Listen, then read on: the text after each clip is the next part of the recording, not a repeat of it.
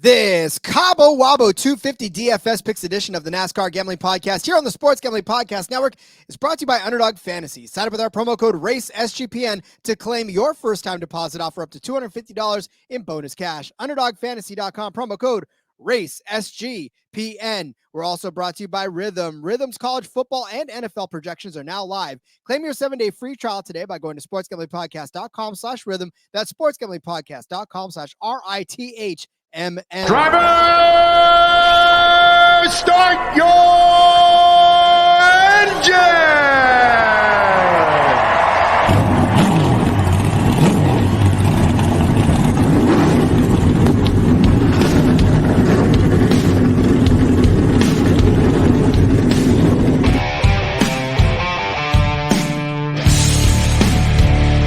Strap in and pull those belts up tight as the Sports Gambling Podcast Network presents the NASCAR Gambling Podcast. I'll wreck my mom to win a championship. I'll wreck your mom to win a championship. With all the news and the best bets for your NASCAR weekend. It refrains me from not beating the out of you right now because you ask me stupid questions. But since I'm on probation, I suppose that's improper to say as well. If you could talk about racing things, we could talk about racing things. Now, here are your hosts, Rod Villagomez and Cody Zeeb.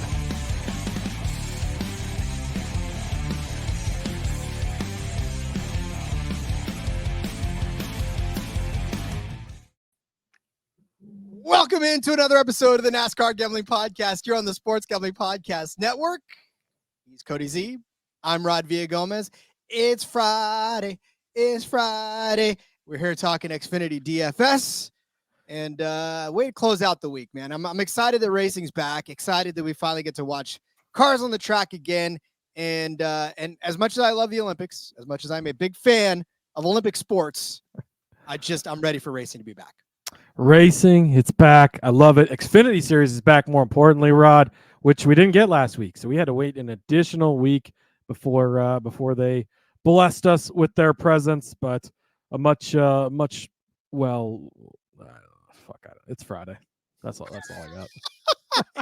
I have no idea what I was just trying to say. So happy Friday. I just think you wanted to say that the Xfinity Series was definitely there, but it wasn't. I mean, last week, obviously, we got great racing too, but I mean, it's still nice to be in the rhythm of having race to talk about every single week, as opposed to, 2 weeks off of. Yes, but I love it. I'm glad it's back. And it's a super speedway style race, Rod. So we see. I mean, do we think or so we hope. We're trying to figure out whether or not it is or not. And, the frustrating thing is, and we were talking about this just before we hit record, in that we were like, I really hope that this is going to be a super speedway race, because everything kind of lends itself to, it's a big enough track, right? They're using the super speedway package. This isn't Atlanta where it's 1.5 miles and you're using the super speedway package. This is 2 miles of of what should be 1.5 mile-ish style track, right? With the way that it's shaped and everything like that. So, it's not quite Daytona, but it's not quite Atlanta. Like, we just don't know what to make of this.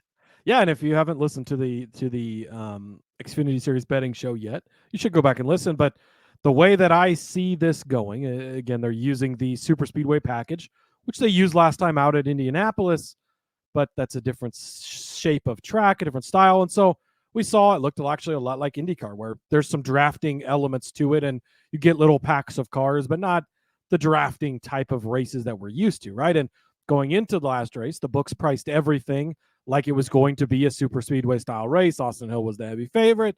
And then that kind of didn't play out because it wasn't a full-on drafting track. Well, now we're bringing the same package back to Michigan.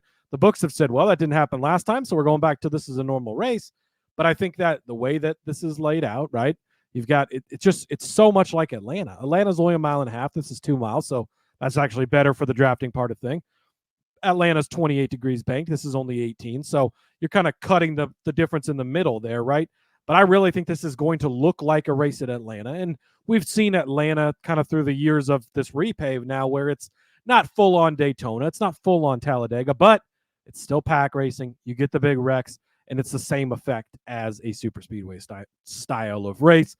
I personally believe that's what we're going to see this week. Everything I am doing is in the Xfinity Series. Again, this doesn't apply to the Cup Series. They're not on the package, completely different there, normal Michigan race. Everything I'm doing leading into the Xfinity Series, all of my bets, all of my fantasy stuff, all of my DFS, it is all based on this being a super speedway race. So I'm either going to come out at the end of it and go, holy shit, this was not a super speedway style race, or I'm going to be the only motherfucker on the other side saying, I told y'all. Well, and here's the thing. I mean, this is obviously, it can only go one of two ways, right? It can only go like a super speedway or it could not. So honestly, to prepare for one side, then rather than trying to say, okay, well, let's play the middle of the fence, let's see what it is. That makes more sense in a way than to just declare a side and go all on it. Be prepared to see a bunch of upside down cars at the end of this, and you'll be happier for it. So that's how we're at. We'll see how you're at too, if you agree with us or not. But we will tell you that the Sports Gambling Podcast launched their 32 NFL team previews, and they're giving out a $500 Circa future for the listeners, plus the EPL returns. So make sure to check out the Soccer Gambling Podcast and the Premier League Gambling Podcast for your footy fix. So subscribe wherever you get your podcasts, and of course the SGPN app.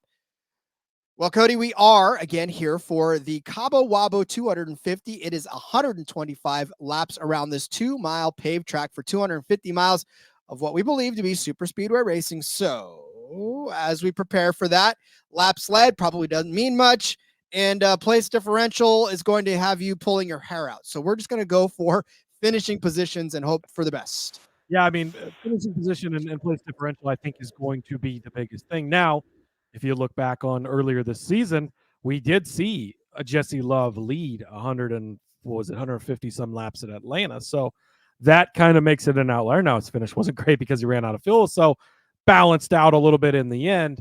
So it's walking such a fine line, because which race are we going to get? Is this going to be a more normal race with some drafting elements, or the full-on super speedway type of thing? So again, I'm kind of approaching this as a super speedway type of race. I'm going to play some super speedway guys. We'll talk about the guy you're going to have in a minute, because I'm glad you chose him, because I was going to talk about him if you didn't choose him. But the guy that I took at the top, because we didn't really talk about him in the betting episode, Rod, but I wanted to make sure we touch on him because he's a really good super speedway driver, and he's a full-time Cup Series driver next year, as we learned yesterday. And that's AJ Allmendinger. He is $9,200. A little bit down from the top of the board. You got to scroll down a little bit to catch his name, but he's kind of sitting here, and I don't think that he's going to get a lot of love. But first of all, he's solid on a week-to-week basis for you. That's something that you can get out of AJ that a lot of drivers, especially at this level, don't provide for you. He gets you points each and every week and has a solid day. So if this does turn into a regular old Michigan race, I think he can still have a pretty solid day. But when it comes to super speedways, he's really good. Kaulig has been really good at super speedways for years and years. He's got multiple top 5 finishes in the Daytona 500 because he shows up in that race and he just performs really well. He'd been so close and so close and so close. Finally, in 2022, got that win at Talladega. That was a very big win for him there. But if you go back to that, the last full season he had an Xfinity Series on these super speedway tracks.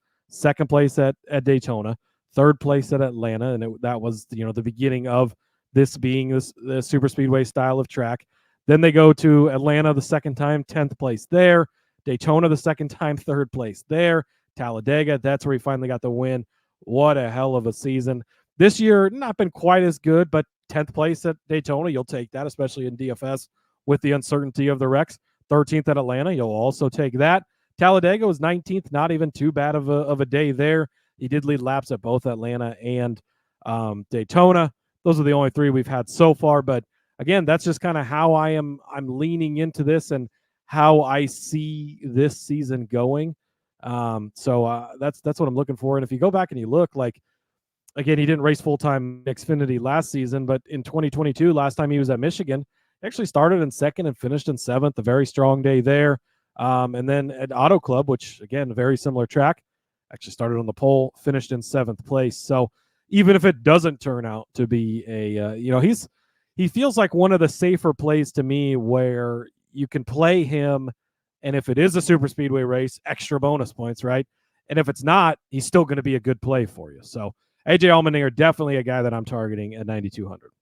You do not have to sell me on AJ Allmendinger. I am definitely on board. Luckily, loving the fact that he's actually going to be a full-time driver in the Cup Series again next season. Got rewarded, as we found out yesterday, for his efforts in, or maybe they were just like, I don't know what to do with the 16. Yeah, I don't know. There was much rewarding to be done with this season so far, but not a good point after I just talked him up, but that's okay. That is true. That is true. All right. Well, so yeah, like we do, we give you a high price driver, mid-tier driver, and a low price driver for this one. My high price driver is going to be the man that essentially, when you talk about super speedways, especially this season, is the man of the hour, Austin Hill, $10,000. You know what's crazy about this is that Austin Hill is not even the highest priced driver on the slate. He is the fourth highest driver. John Hunter Nemechek up there at 10.5, Cole Custer at 10.3, Allgaier at 10.2, Hill at $10,000 at an absolute steal. Look, he came out, won Daytona. He came out the next week, won Atlanta, both super speedway style races. Talladega, he did finish 14th, but he did start on the pole in that one. And Indianapolis, look, here's the thing about Austin Hill. Indianapolis, he started 14th and finished 6th. So that was that same super speedway style package that we're rolling out this time. But on the season, 13 top 10s and 20 total starts. It doesn't matter what kind of track, doesn't matter what configuration, doesn't matter. Austin Hill going to be a top 10 car by and large. Only a couple of times where he didn't. He started at the pole in Iowa, crashed out and finished 29th. In New Hampshire, he finished 24th after starting 13th. But again, he's very, very consistent. 8 top 5s, starting position of 8.5, finishing position of 10.5 is his average. I know that's not like fantastically super perfect like it used to be a couple of years ago, but for Austin Hill, especially like I said, at $10,000, we know that 21 car is always around the front, always sniffing a top 5. He used to be an auto bet for us last season at top 5. So, a little bit slipping this season as far as the top 5 finishes are concerned, but still pretty decent and solid in DFS. He's averaging just about 31 points per 31 fantasy points per race, actually 34 fantasy points per race rather. Got you 46 last time out on the track, 42, 46, 41. So 4 solid weeks of at least 40 points in fantasy. You'll take that at $10,000, 4 times that if you can get that again. Or I guess the upside of that one is the 50 points that he can get you on some of these super speedways as well when he wins these races, right? 50, 49. So you'd like to see that more than you'd like to see a 40 point performance. But again, for Austin Hill, the upside is there. That he's going to be running around the front. And the only thing that you're hoping for is that he kind of gets a bad qualifying effort so that he can get some more place differentials. But I still think there's laps to be led here. I still think he'll be able to lead some of those laps and be able to cash in on this one. Austin Hill led 9 laps in the Daytona race for Xfinity, and then 2 in the Atlanta race the following time. So, again, it's Austin Hill. He led 41 laps at Talladega. He's going to get you points one way or another. So, $10,000. He's probably the highest priced guy that I feel comfortable playing without really just taking a chance. Yeah, Austin Hill is almost 100% going to be in my lineup because I don't play Austin Hill on super speedways the majority of the time because everybody and their brother's in on him. He's plus 100 to win the race. Like everybody knows, but I don't think everybody knows this week. I should stop telling people probably, but I don't think everybody knows this week, right? I don't think that people think that it's going to be this style. And again, this is another play where even if you're wrong, he's a solid guy on a week-to-week basis. You go back and look at last season, led 103 laps at Atlanta. That's the kind of stuff you want to see. That's when he won Daytona. He won Atlanta again. He won in 2022, I believe he won both Atlanta races, which he's been good at all of them, but more specifically, Atlanta has been really, really fucking good to him. He led 27 in the spring race there and then 73 in the fall where he won again in 22. So he's been really good there. That's what I think this is going to run as. So I'm glad that you put him in here because if you didn't, I wanted to talk about AJ, but I was probably going to spend half the time talking about Austin Hill too because he's a must play for me this week.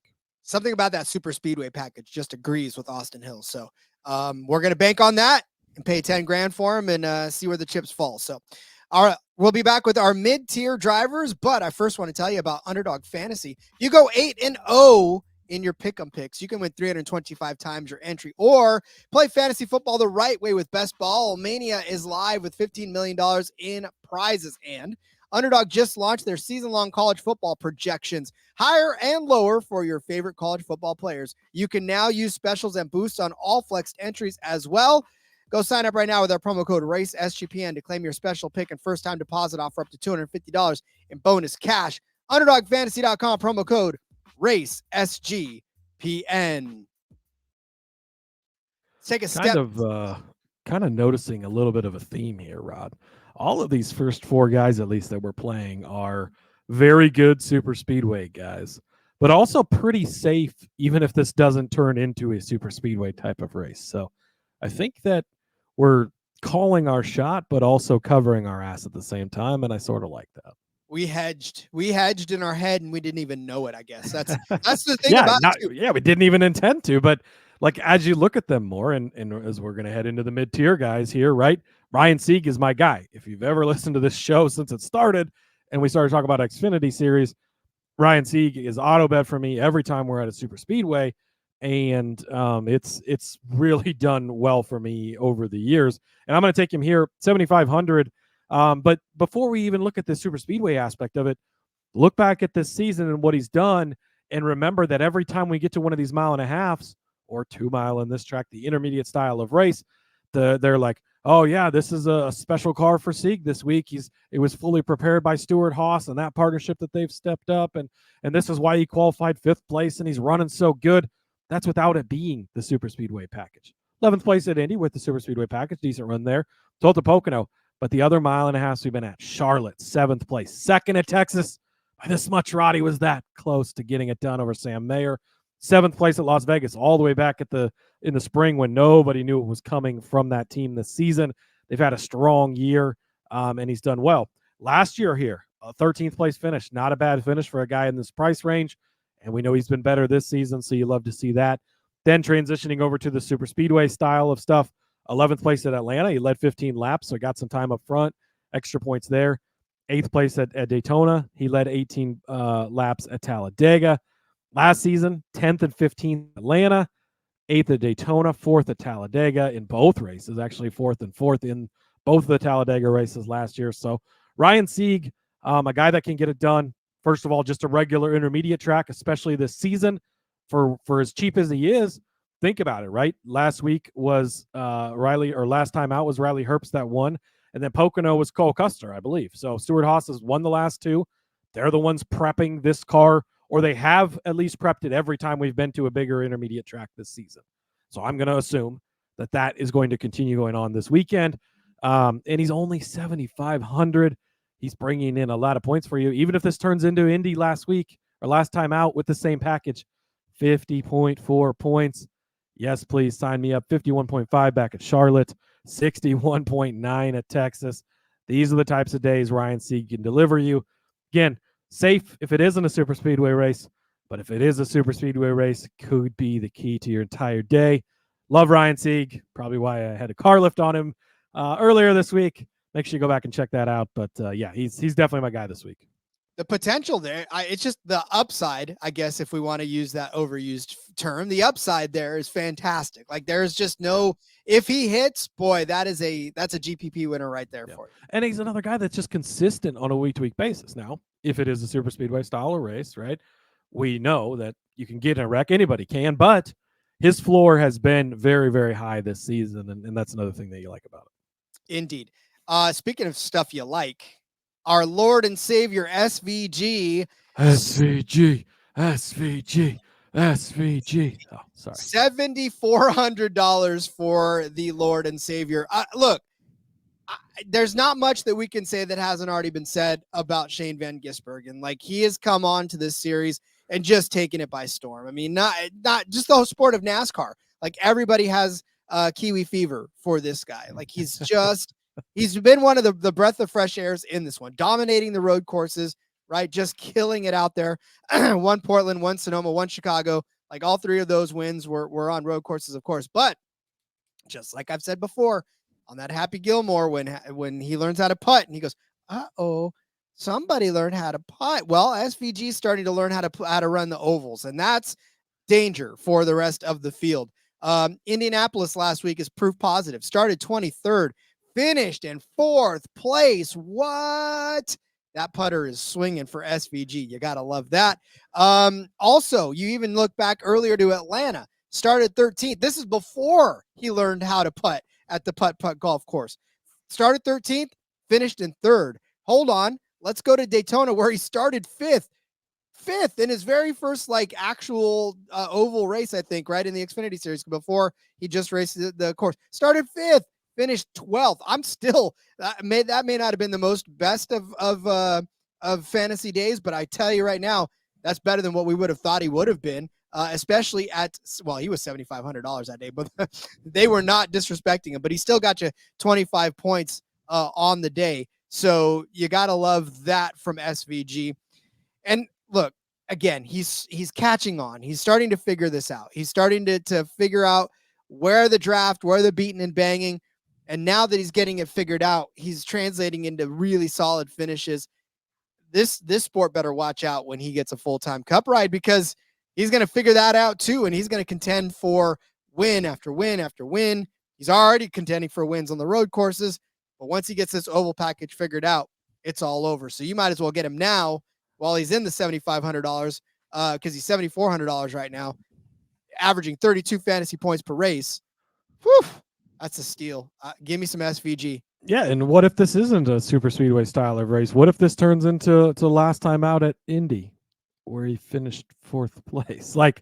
Again, he's just improved so much, and I cannot tell you how many times I've played SVG in Xfinity Series DFS this year, Rod. It's been more times than I haven't played him, because he's so cheap every week, but he is doing a really good job. And yes, he's a rookie in the Xfinity Series, and this is his first time and everything, but he's a veteran race car driver. He takes care of his shit. He gets it to the end, exactly all the boxes you need to check in these types of races. I absolutely love playing SVG and DFS for Xfinity Series, and I'm likely going to play him again this week. There's very few other sports out there, maybe cornhole, where you can be 38 years old and jump on the scene and be a rookie, right? Could you imagine a 38-year-old rookie in the NFL?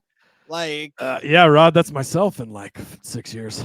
That's right. You're training. I forgot. Thanks, Uncle Rico. Is it Uncle Rico? Yeah, I think so. You throw it over the mountain. I could throw this football over the mountain. I can't imagine being a 38-year-old rookie jumping on the scene and being like, well, this is my first year. Show me around. And then once you get the hold of it, it's all over. You didn't have one of those guys in your boot camp, Rod? We we had that one guy when I went to boot camp. We're all fresh 18-year-old kids. I had just turned 18. And then there's this one, what is it? I think 35 is the cutoff for joining. And he was 34 and 11 months. He had just squeaked in, and he's got 4 kids, and he's this grown ass man, and we're all just kids ourselves. And it was, there's always that one old rookie. Well, so we did, and when you join the Army as a musician, you automatically get promoted to E3. So you join as an E3, you're already an E3 right out of the box, fresh out of the box. So there was a guy, I think it was 32, 33. He was pushing the age limit, kind of like yours. And he was a PV2, I think, or something like that. But when you're in basic training, rank means shit. There's no, they don't give a fuck. No, nobody does. And I wish I'd have gone back and kicked my own 18-year-old ass for even thinking that it did, because that's dumb. So here I am.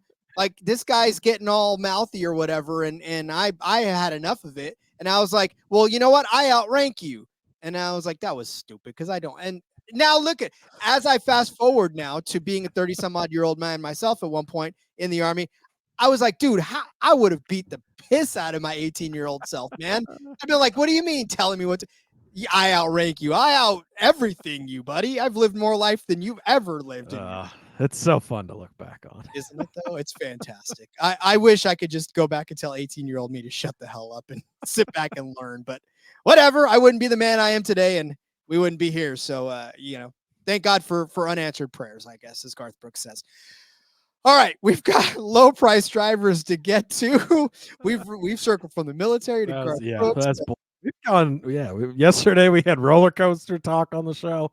Hey, you never know what you're going to get on the NASCAR Gambling Podcast. We're going to give you the good picks, but we're going to keep it entertaining along the way. If you don't like the nonsense, this show is not for you. I guarantee you that. That's facts. Facts. All right, we'll be back with some low price drivers, but first let me tell you about Rhythm. Football season is here, and the college football and NFL models are now live on Rhythm. Create your own winning model or let Rhythm do the heavy lifting for you. You know who you are out there. You decide what stats matter to you most, and Rhythm builds a custom model around that, or just let Rhythm and its predictive model do the heavy lifting. Rhythm uses AI predictions from MIT data scientists, and Rhythm already has you covered for NFL Week 1 and college football Week 0. Claim your 7-day free trial today by going to sportsgamblingpodcast.com/rhythm. That's sportsgamblingpodcast.com/RITHMM. Circa Sports is back with Circa Survivor and Circa Millions, giving away $16 million in guaranteed prizes. Just imagine the regret that you're going to feel, more than the regret of me looking back at my 18-year-old self telling him to shut up when he's talking to elders. If you win your office survivor pool, but you do not enter the Circa Survivor, you won one, but you didn't even enter the next one. How lame. Don't do that.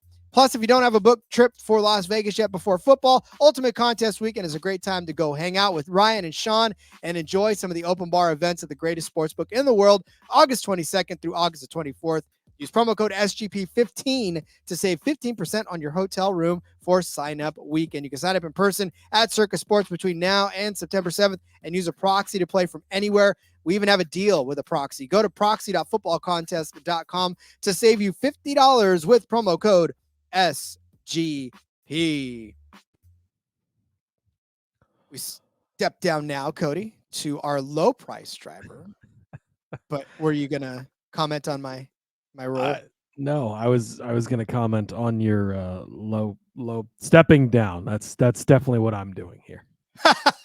You're stepping way down. I'm stepping so far down I could touch the floor, Rod, all the way to the bottom of the board. I don't generally do this, and you might not have had on your bingo card that I was going to make a case for Joey Gase, but Gase is on the case, Rod, and I am going to make the case for Joey Gase. Joey Gase's entries, he's one of the owner of the Emerling Gase team, right? And so he doesn't run full time; he runs part time.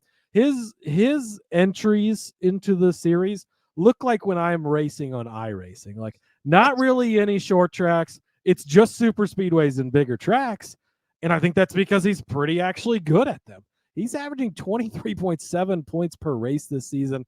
He's done really well. Iowa actually was his best race of the season where he scored a lot, but he's had a very solid season, and most importantly, he's not lost you any points. Like 11 points at Richmond, shorter track, has been his worst day. Outside of that, 19 points back at Texas a couple of months ago is the worst day that Joey Gase has had.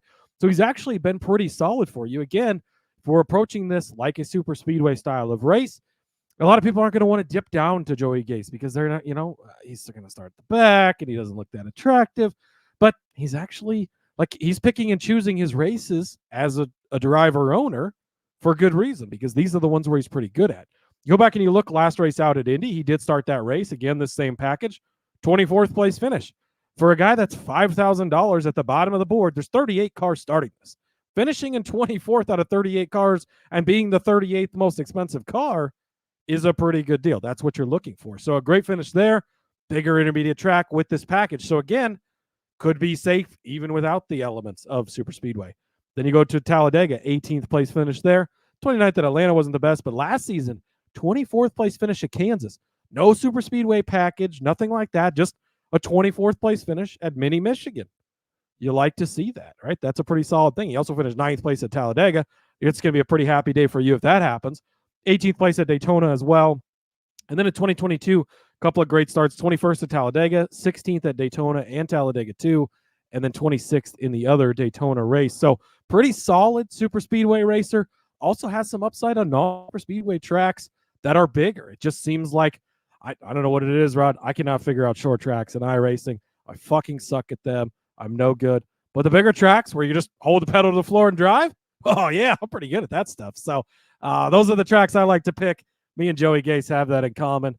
$5,000 this week. Give me some Joey Gase. You just don't like the brake pedal. That's all there is to it. You're just I ripped it off. I got my pedals down here on the floor. I don't even have the pedal. I just got rid of it. Fuck. You just lift. Braking's for losers. Brake, yeah. I'll use Joey Logano to break into 4 if I need to. Damn. And listen, hey, Joey, don't let him call you unattractive. You are a chiseled man, and you definitely deserve. Joey is a very good-looking man. He is a very good-looking man. He is not unattractive. Now, maybe as far as betting episodes, yeah, that's not attractive, but yeah. All right, another attractive man that will make the list is Leland Honeyman. $5,200 is my low price driver. Leland Honeyman, $5,200, averaging 21.9 fantasy points per race. I'll tell you right now that he's only lost you points in one race all season long. And for a guy that's $5,200, that's impressive, because more often than not, you get guys down here in this range and all they do is lose you points because they finish worse than I'll tell you, Patrick Emmerling, right? Running that number 7 car for SS Greenlight, -2 points in Nashville, -2 points. Let's see, -9 points, 1 point, 4 points, 7 points. But let me read you Leland Honeyman's finishes and finishing points. 28 points a couple of weeks ago when he raced last, 20, then 0, 17. That's the -21 is where he lost you ones, but 42, 13, 22, 22, 4, 28, 70 at the Ag Pro. He finished 3rd in that race. That's quite impressive. Actually, it was a finish 4th at Talladega. So that's a really good super speedway finish for one Leland Honeyman. But yeah, I mean, again, consistently getting decent fantasy days for you. And at $5,200, I'm not making too long of a case for him because, again, this is one of those ones where there's not a lot of stats to completely back up a guy at $5,200, except to say that he's only lost you points once in the entire season, and he's only gotten a couple of races where it's been single-digit points. So if you're going to get anything on your return from a guy at the very bottom of almost the very bottom of the list, Cody got you the very, very bottom. I went another one up from that one, who's going to actually be racing. But yeah, I mean, the investment versus the reward that you could get if he actually does a 4th place finish like at Talladega, I mean, that would be huge on a 70-point day for that. That'd be fantastic. Even in Atlanta, where he finished in 21st place after starting, of course, near the back of the pack, 35th in that one, ended up finishing 21st. He got you 35 points that day. So not bad on a $5,200 salary either. So Leland Honeyman, man of the hour, give him to me. Yeah, and again, like pretty solid on a week-to-week basis. When Young's Motorsports expanded from the Truck Series into the Xfinity Series as well, you're like, what are you doing? You're barely like putting a good enough product out there in the Truck Series. But this Xfinity Series car has actually been better than their Truck Series car, and Honeyman has been a big part of that. And 28 points last week at Indy, like, okay, so let's say it is more like Indy last time out. Well, okay, 28 points from the guy that's $5,100, like, that's not bad. Rod, we left $5,700 on the table. That is an absolutely gorgeous super speedway type of lineup. I consistently leave much money on the table for these lineups. That is the way to play super speedway DFS. Now let's hope we were right, and it is a super speedway style of race. If not, maybe play some Justin Allgaier or some John or Nemechek, but we're just going to have to see how it goes. We almost left a full Ryan Ellis on the table. $5,600 for Ryan Ellis. So could have got an extra. It's not one of those things where, you've got a salary to upgrade. Like, no, we've got salary to put another guy in the lineup. Okay. DK, can we get that for us, please? Just we get an extra position in this one. A flex position where we could just sort of bump them but up. Again, and to the point that we, again, made on the Xfinity Series betting episode, probably take this lighter and play it easy because we don't know what to expect. I'm fully bought in on the fact that this is going to be a super speedway race, but I'm telling you, I could be very wrong on this. It could be a regular looking Michigan race, and we're going to be like, yeah, we told you to go light because we didn't know what to expect. This is just the angle that we're taking, that we feel like it's going to go this way.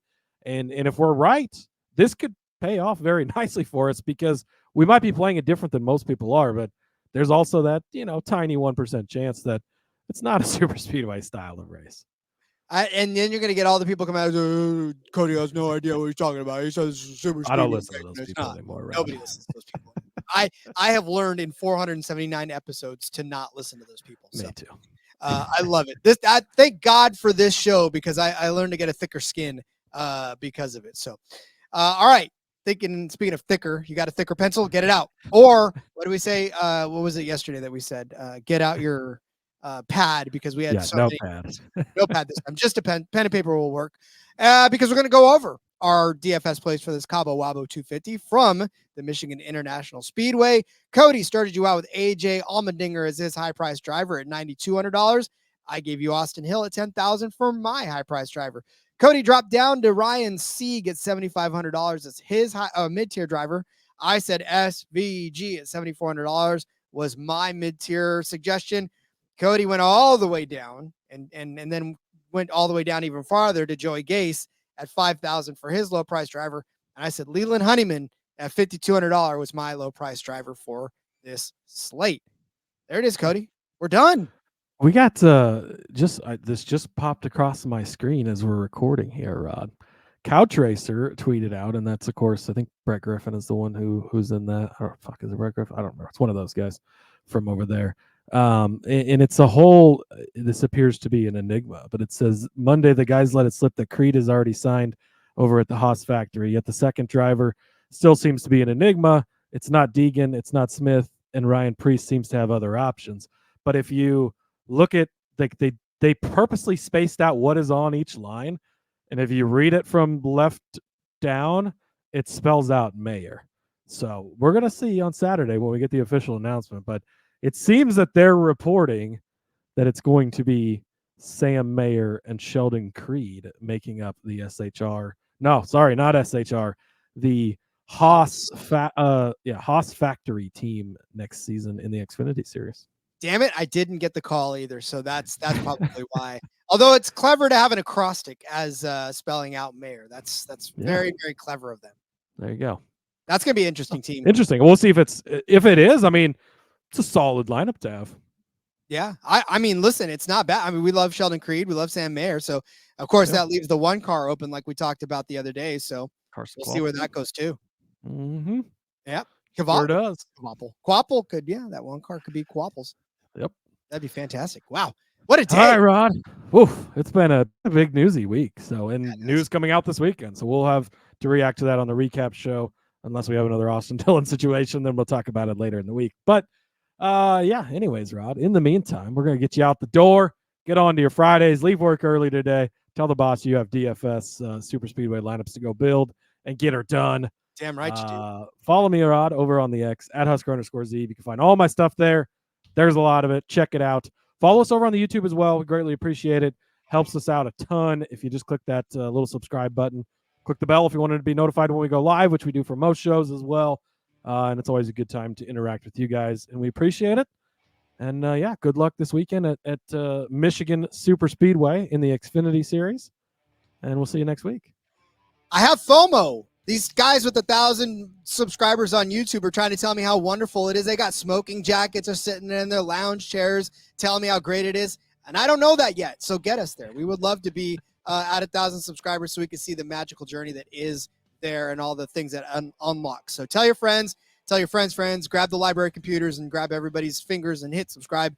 Do all that good stuff for us as well. All right. We love you. Follow me on Twitter at RJ Villagomez. Link in the bio, everything I got going on over there. And we'll be back for the recap show, maybe Sunday, maybe Monday, depending on what happens. And the rest of the week will be yours. Have fun until then. Let's go race. SVG. Let it ride.